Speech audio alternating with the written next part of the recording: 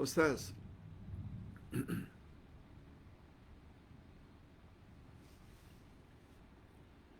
para salafus saleh, sahabat Nabi, tabi'in dan atba'ut tabi'in, orang yang hidup pada 3 kurun pertama, sebagai manusia yang paling baik, kata Nabi. Salafus saleh, sebab baginda bersabda dalam hadis sahih riwayat Imam Bukhari, khairun nasi qarni, summa alladhina yalunahum, summa alladhina yalunahum. Manusia yang paling baik ialah manusia yang hidup sekurun denganku. Maknanya mereka jumpa aku. Maknanya sahabat. Kemudian kurun berikutnya, kemudian kurun berikutnya. Dari situlah para ulama mengambil kesimpulan 3 kurun pertama sejak baginda hidup atau diangkat menjadi rasul, itulah kurun yang terbaik, manusia yang terbaik. Apa kata mereka? Apa amalan mereka? Bila mereka ditimpa musibah, mereka ucap Alhamdulillah 4 kali. Bila mereka diuji,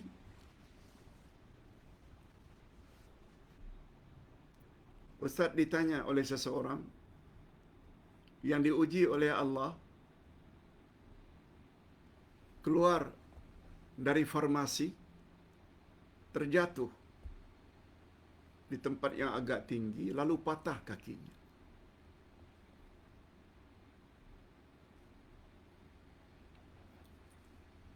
Beliau maklumkan pada Ustaz kata baca Alhamdulillah 4 kali. Dia tanya, mengapa baca Alhamdulillah Pak Ustaz dan 4 kali pula? Dengar penjelasannya. Ustaz tidak jawab direct kepada beliau, sebab Ustaz mahu para jemaah lain juga maklum dengan jawaban ini.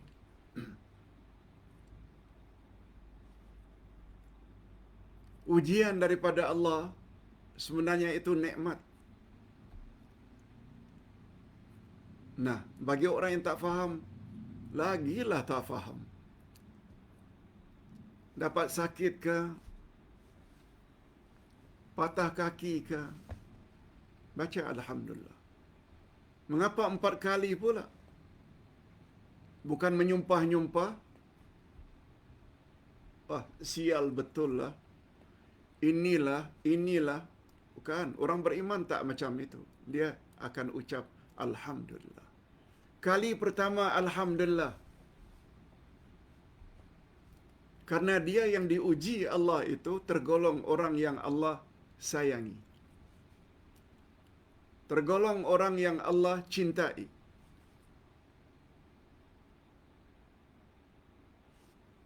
Innallaha idza ahabba imra'an ibtala, sabda Nabi.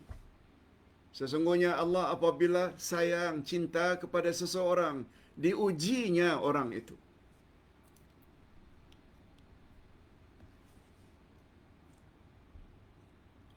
Jadi ujian yang datang daripada Allah, bukan kita sengaja, tapi diuji oleh Allah.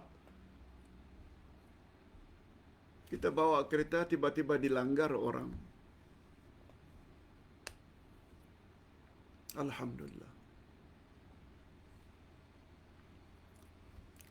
Karena orang yang diuji menunjukkan orang itu Allah sayangi. Dan bila Allah sayang dan cinta pada kita, perlu tak bersyukur? Itu sebabnya ucap Alhamdulillah pertama.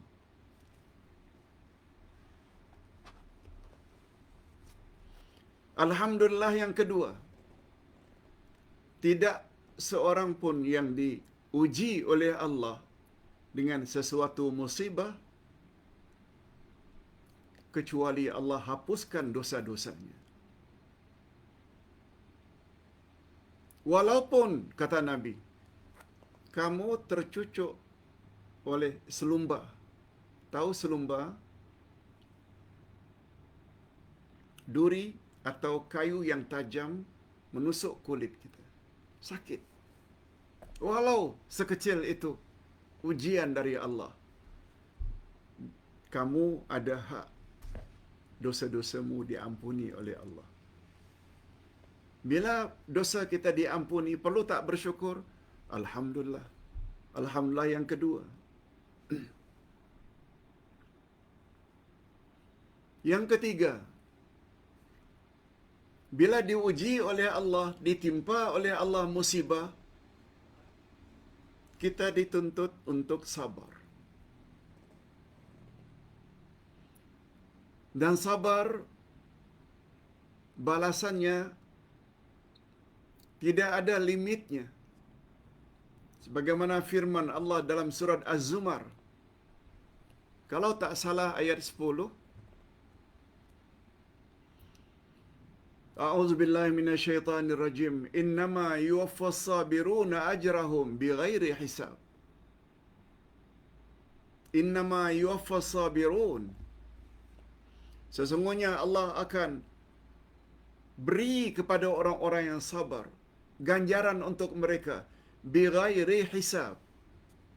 Bighairi hisab maknanya unlimited. Tidak ada limit.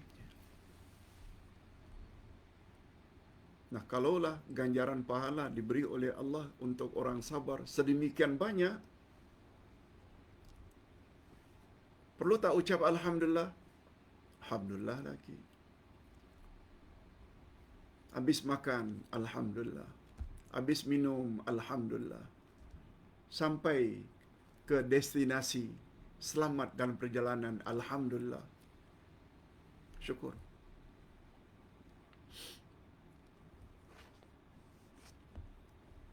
Malah ada yang berpendapat, orang yang sabar diberi oleh Allah ganjaran bighairi hisab. Bighairi hisab maknanya orang tersebut masuk syurga tanpa dihisab, tanpa ditimbang amalannya, langsung masuk syurga. Ada juga yang menafsirkan begitu. Ucap Alhamdulillah yang ketiga. Yang keempat,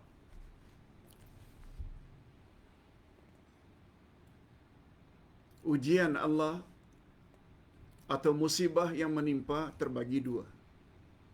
Ada namanya musibah dunia dan ada namanya musibah agama. Musibah dunia ni seperti sakit, patah kaki,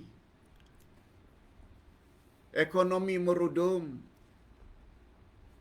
tidak terpilih dalam pilihan raya. Itu hanya musibah dunia saja. Musibah agama, bila amalan yang kita lakukan mengakibatkan dosa, masuk neraka. Itu musibah agama. Seperti umpamanya wajah cantik, handsome, lalu kita berbangga-bangga dengan kecantikan kita,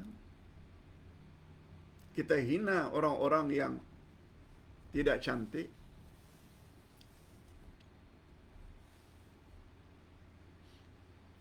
kita ikut hawa nafsu,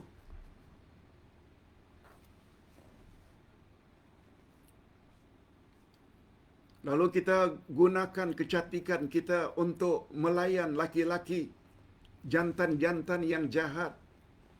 Akhirnya kita dapat income melalui perbuatan pelacuran, atau berzina, atau mencuri supaya dapat harta dengan mudah dan banyak, rasuah. Karena perbuatan itu melibatkan dosa, itu namanya musibah agama. Sedangkan patah kaki, demam, sakit gigi, itu musibah dunia. Malah tak melibatkan apa-apa dosa pun. Malah salah-salah diberi oleh Allah pahala berkat kesabaran. Contoh yang paling cantik, musibah agama ini Nabi Yusuf pernah ditawarkan oleh wanita cantik yang dipanggil Zulaikha. Zulaikha ajak dia untuk berzina di suatu bilik tertutup. Yusuf enggan.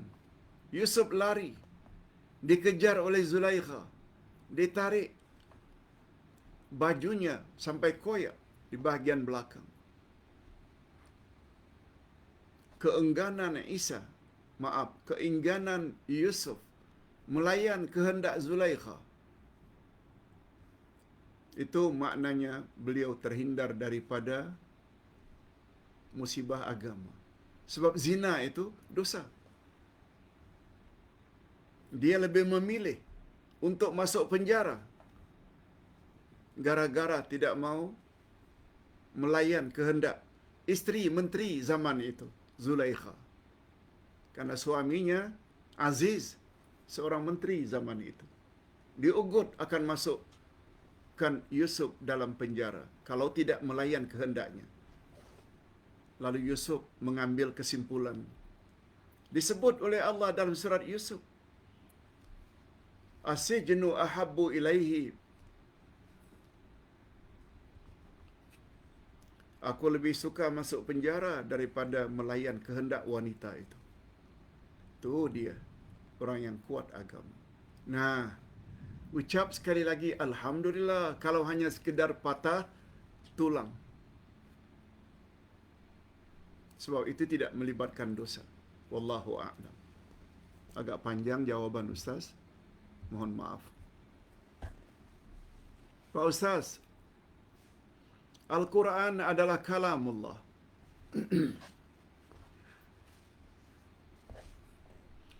Betul tak Al-Quran perlu dihormati?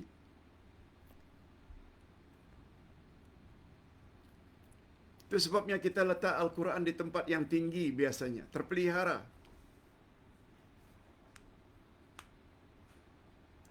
Tetapi hadirin dan hadirat, bila Quran itu dihina, buruk padanya, sampai membakar Al-Quran, coba lihat apa yang terjadi. Orang kafir yang membakar Al-Quran, akhirnya dia mati dalam keadaan yang sangat dahsyat. Accident. Itu kalau menghina dengan sengaja.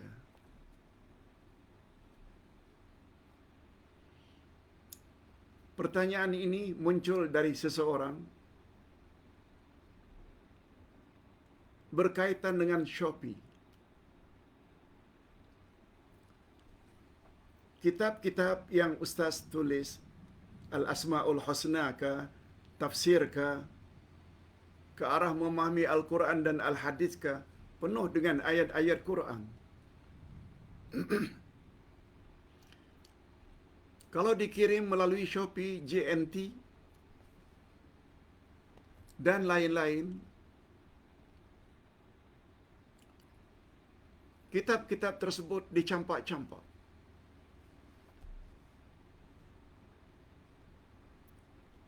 Hadirin dan hadirat, kita perlu tahu, untuk sampai sesuatu pesanan kepada orang yang memesan, boleh melalui pos, boleh melalui Shopee, boleh melalui JNT, boleh melalui Shopee Express, boleh melalui semuanya itu, barangkali akan terjadi lempar-melempar, terpijak dan sebagainya. Dalam agama, itu termasuk bab darurat.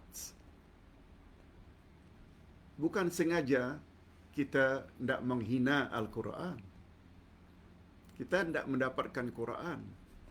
Kalau ingin selamat, datang sendiri ke kedai atau ke rumah orang yang menjual. Sulit. Akhirnya kirim melalui Shopee. Bila Shopee pula ke barang kalian, kitab tafsir itu dicampak sana, ditimpak sini, terpijak. Pertanyaan, mengapa tidak letak stiker? Jangan dipijak, jangan dicampak. Untuk pengetahuan hadirin dan hadirat, pihak Shopee, mereka tak terima. Mereka tak terima untuk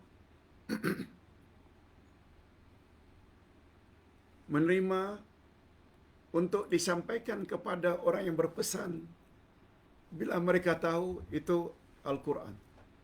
Bila mereka tahu kita serahkan kitab tafsir Asmaul Husna, ada ayat Quran, mereka tak mau. Oleh sebab itu, pemilik kitab, pemilik buku dibenarkan untuk bungkus sebaik-baiknya, lalu kita kirim dan mereka terima. Cuma ada kemungkinan terjadi dalam penyampaian, campak sana, campak sini. Ini yang namanya darurat. Bila dah sampai ke peringkat darurat, maka berlakulah kaedah ad-darurat tubihul mahzurat. Bila dah sampai ke peringkat darurat atau emergency, maka perkara yang tidak boleh akhirnya menjadi boleh. Dengan kata lain, pada asalnya kita hina dan pijak Quran itu dengan sengaja itu haram, akhirnya tidak menjadi haram. Oleh sebab itu, kalau ingin selamat, barangkali kita boleh pesan kepada seseorang yang datang ke suatu tempat, tolong beli buku ini dari toko ini, dari kedai ini, nanti awak bawa sendiri ya, jangan kirim. Itu mungkin lebih selamat. Tapi berapa oranglah dari 1000 orang yang boleh berbuat demikian? Kita kena ingat, ad-dinu yusrun. Agama Islam ini mudah. Cuma kita saja yang kadang-kadang suka mempersulit-sulit. Yang suka memudah-mudahkan atau menyusah-nyusahkan diri. Itu sebabnya pengetahuan agama itu perlu diperluas. Bukan setakat itu. Kita kena ingat, hukum dalam Islam ada disebut azimah, hukum asal. Ada namanya hukum rukhsah, hukum keringanan. Tidak sah salat kalau tidak uduk. Tidak sah salat kalau berhadas besar, mesti mandi junub. Bila sakit, tidak boleh mandi, tidak boleh beruduk dengan air, boleh tayamum. Boleh mandi junub dengan tayamum. Itu namanya rukhsah. Hukum asal tadi, uduk itu azimah. Hukum rukhsah adalah dibolehkan. Haram makan daging khinzir. Hurrimat alaikumul maitatu wad-damu wa lahmul khinzir. Diharamkan ke atas kamu makan darah daging khinzir. Tapi bila dah sampai ke peringkat darurat, tak ada makanan lagi dah seminggu dah. Nampak bangkai. Bangkai kucing ke, bangkai kambing ke, bangkai kera ke, hatta bangkai babi khinzir. Untuk kelangsungan hidup makan. Dalam Quran dibolehkan. Selagi kamu tidak makan dengan sengaja, tapi karena darurat. Panjang bila kita nak bahas perkara ini. Hadirin dan hadirat para pendengar semua kata, gelilah Ustaz, tak maulah. Betul lah. Hanya puasa saja. Baru sekian belas jam. Bukan setelah seminggu tak makan. Tak ada istilah geli itu. Makan sekedar untuk kelangsungan hidup, survival. Itu sebabnya bila kita belajar agama makin mendalam, makin nampak Islam itu mudah. Yang selalu beranggapan Islam itu berat karena kurang ilmu. Quran tak faham, hadis tak faham, kaedah-kaedah agama tak faham. Karena beragama ikut-ikutan. Hadirin dan hadirat rahimakumullah.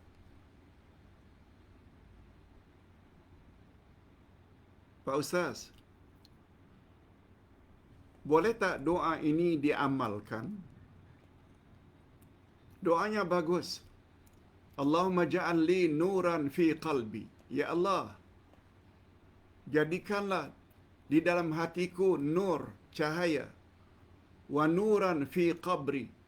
Dan cahaya di dalam kuburku. Wa nuran fi samai. Wa nuran fi basari. Wa nuran fi sya'ri. Wa nuran fi bashari. Wa nuran fi lahmi. Wa nuran fi dami. Wa nuran fi izami. Wa nuran min baini yadayya. Begitulah doanya panjang.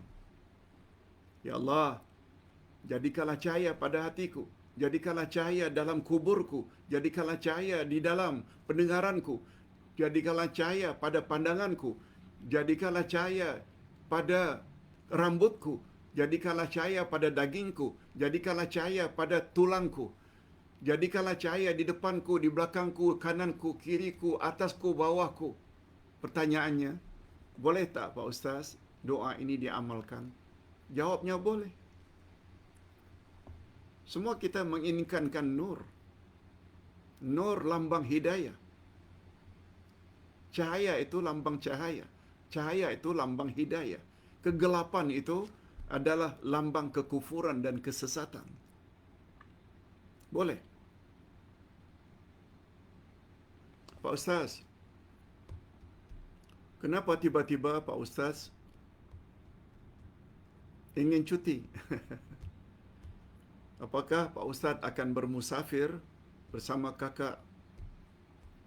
Atau Pak Ustaz ingin konsentrit dengan ibadat pada bulan Ramadan 20 terakhir ini? Ya, ini yang tepat. Macam yang Ustaz sebutkan tadi. Bukan tak tahu betapa besarnya ganjaran berdakwah. Dapat menolong banyak orang menjawab soalan-soalan yang mereka ragukan. Tapi ada amalan-amalan lain yang Ustaz juga perlu fokus.